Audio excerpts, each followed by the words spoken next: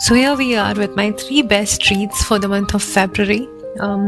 Reading these three books concurrently has felt like inhabiting three sharply contrasting emotional terrains, each altering my perspective as a reader and altering my emotional landscape.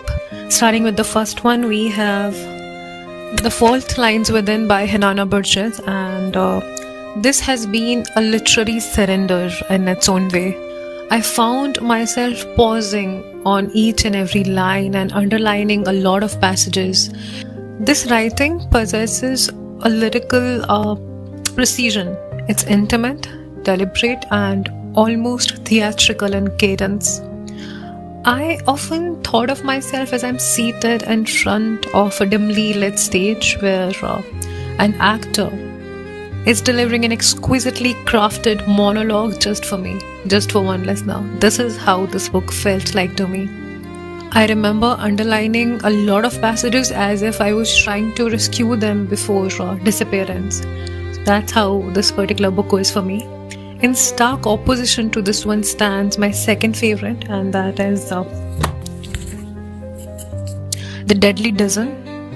It's written by Anirban Bhattacharya, and it was gifted to me from the same author during Jaipur Literature Festival.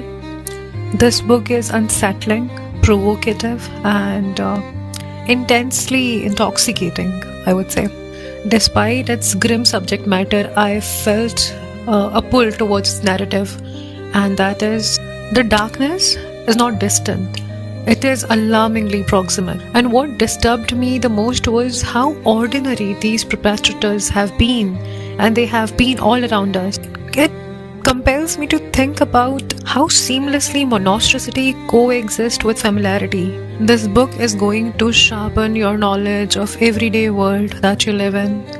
It will make you more conscious of the environment that you are surrounded with. And it will also compel you to acknowledge how easily violence can hide behind normalcy, and that danger rarely announces itself, it's always unannounced.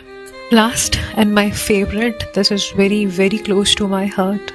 It's Curfew at Night by Basharat Peer, and I know most of you must have already read it. I was a bit late in that group, so it feels deeply personal. It's so beautifully written that it almost feels meditative.